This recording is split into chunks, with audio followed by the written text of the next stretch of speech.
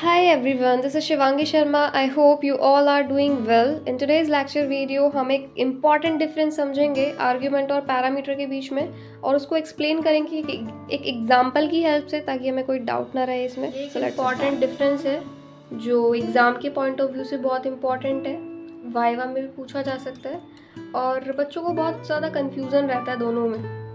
So let's clear the confusion first.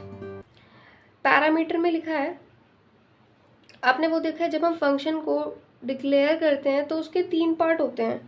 पहले उसमें return type लिखा जाता है, फिर फंक्शन का नाम और ब्रेसेस में हम लिखते हैं उसका पैरामीटर.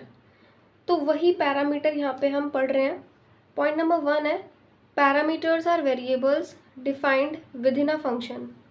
पैरामीटर्स वो वेरिएबल्स होते हैं जो फंक्शन के अंदर डिफाइंड होते हैं. मतलब जब आप एक फंक्शन की डेफिनेशन लिख रहे होते हो उस टाइम पे आप जो पैरामीटर जो वेरिएबल पास करते हो उसी को पैरामीटर बोला जाता है. इसका सेकंड पॉइंट है, parameters are defined in the function signature and act as local variable. Parameter को फंक्शन सिग्नेचर में डिफाइन किया जाता है. एज वी नो कि इसके डिक्लेरेशन में हमने देखा है कि हम पैरामीटर टाइप पास करते हैं तो फंक्शन की सिग्नेचर में ही आता है और ये एक्ट करता है एक लोकल वेरिएबल की तरह. लोकल वेरिएबल होता है जिनका स्कोप फंक्शन के अंदर होता है. इसको हम आगे पढ़ेंगे डिटेल में. थर्ड पॉइंट है, parameter are used in function header of the code function to receive values. Parameter का यूज़ फंक्शन हेडर में किया जाता है और इसका काम होता है वैल्यू को रिसीव करने का. वो वैल्यू कहाँ से भेजी जाएगी? वो वैल्यू आर्ग्यूमेंट भेजेगा, इसको बाद में देखेंगे. पॉइंट लिखा है, parameters are static and do not change unless the function definition is modified. Parameters static होते हैं, मतलब ये चेंज नहीं होते. जब तक फंक्शन की डेफिनेशन को आप चेंज नहीं करोगे तो पैरामीटर्स भी वैसे ही रहेंगे जैसे आपने उसकी डेफिनेशन के टाइम पे रखे थे. लास्ट पॉइंट है, these are also called formal parameter. Parameter को फॉर्मल पैरामीटर भी बोला जाता है. पढ़ते हैं आर्ग्यूमेंट के बारे में. Argument are the actual value pass to a function when it is called. जब आप एक फंक्शन को कॉल कर रहे होते हो उससे कोई स्पेसिफिक टास्क परफॉर्म कराने के लिए, एट दैट टाइम जो वैल्यू आप पास करते हो उसको आर्ग्यूमेंट बोला जाता है. आर्ग्यूमेंट को एक्चुअल वैल्यू इसीलिए बोला गया है क्योंकि फंक्शन को जब तक कॉल नहीं किया जाता तब तक वो अपना टास्क परफॉर्म नहीं करता. तो जैसे ही आपने फंक्शन को कॉल किया और कॉल करते टाइम आपने जो वैल्यूज़ को पास करी वही एक्चुअल वैल्यू बन जाती है. सेकेंड लिखा है, argument can be constant variable expression और even the result of other function call.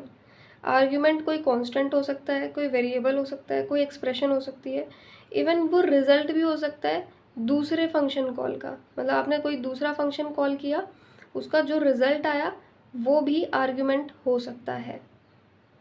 Third लिखा है, argument are use to send value from calling function to called function. जहाँ पे पैरामीटर का काम होता है वैल्यू को रिसीव करने का, आर्ग्यूमेंट का काम होता है वैल्यू को भेजने का. ये वैल्यू सेंड करता है. फोर्थ पॉइंट लिखा है, argument are specified in the function call and can vary each time the function is invoked. Invoked का मतलब होता है कॉल करना फंक्शन को. तो लिखा है आर्ग्यूमेंट को फंक्शन कॉल में स्पेसिफाई किया गया है और ये हर बार बदल सकता है. जितनी बार आप फंक्शन को कॉल करोगे उतनी बार आप अपने आर्ग्यूमेंट यानी एक्चुअल वैल्यू को चेंज कर सकते हो, जबकि पैरामीटर्स को हम चेंज नहीं कर सकते जब तक डेफिनेशन चेंज नहीं होगी. लास्ट लिखा है, these are also called actual parameter. Argument को एक्चुअल पैरामीटर भी कहा जाता है. ये दोनों डिफरेंस आपको प्रोग्राम से और अच्छे से क्लियर होंगे जब हम एक फंक्शन का प्रोग्राम बना रहे होंगे. सिंपल से एग्जाम्पल से आर्ग्यूमेंट और पैरामीटर का डिफरेंस क्लियर करते हैं. सबसे पहले हेडर फाइल इंक्लूड करी. हमने पढ़ा है कि जो यूज़र डिफाइंड फंक्शन होता है उसमें 3 पार्ट आते हैं. पहले फंक्शन प्रोटोटाइप, फिर फंक्शन कॉल और फंक्शन डेफिनेशन. तो यहाँ पे सबसे पहले हमने फंक्शन को डिक्लेयर किया है विद अ पैरामीटर. फंक्शन का नाम मैंने रखा है प्रिंट नंबर. आप कोई भी नाम रख सकते हैं. प्रिंट नंबर इसीलिए रखा है यहाँ पे क्योंकि ये नंबर को प्रिंट करेगा. तो फंक्शन का नाम प्रिंट नंबर रखा है और उसका रिटर्न टाइप रखा है वॉइड क्योंकि कोई वैल्यू रिटर्न नहीं करेगा. और इसमें पैरामीटर पास करा है नम जिसका टाइप है इंटीजर. तो ये एक फंक्शन का डिक्लेरेशन हो गया जहाँ पे आपने प्रिंट नंबर जहाँ पे रिटर्न टाइप वॉइड है, फंक्शन का नाम प्रिंट नंबर है और पैरामीटर आपने पास किया है नम, जो कि इंटीजर टाइप है। अब इसका काम क्या होगा, पैरामीटर का काम होगा कि ये वैल्यू को रिसीव करेगा। आगे लिखा है मेन सेक्शन। प्रोग्राम का एग्जीक्यूशन मेन फंक्शन से ही शुरू होता है। अब यहाँ पे आपने कॉल किया है फंक्शन को आर्ग्यूमेंट के साथ। अब आप खुद से सोचिए कि आप किसी को बुला रहे हो काम करने के लिए, तो वो किसी स्पेसिफिक टास्क को परफॉर्म करेगा। बट अगर उस फंक्शन को अपना टास्क ही नहीं पता तो वो परफॉर्म क्या करेगा? तो पहले आप उसकी जैसे ही फंक्शन को कॉल किया जाएगा, फंक्शन को कॉल करते टाइम ये जाएगा अपनी डेफिनेशन पे। यहाँ पर हमने फंक्शन को उसके नाम से कॉल किया, हमने फंक्शन का नाम प्रिंट नंबर बनाया था। तो जब मैंने उसको उसके नाम से बुलाया तो ये गया फंक्शन की डेफिनेशन पे। इसने चेक करा कि एक फंक्शन को क्या टास्क परफॉर्म करना है। तो यहाँ पे लिखी है फंक्शन की डेफिनेशन विद अ पैरामीटर।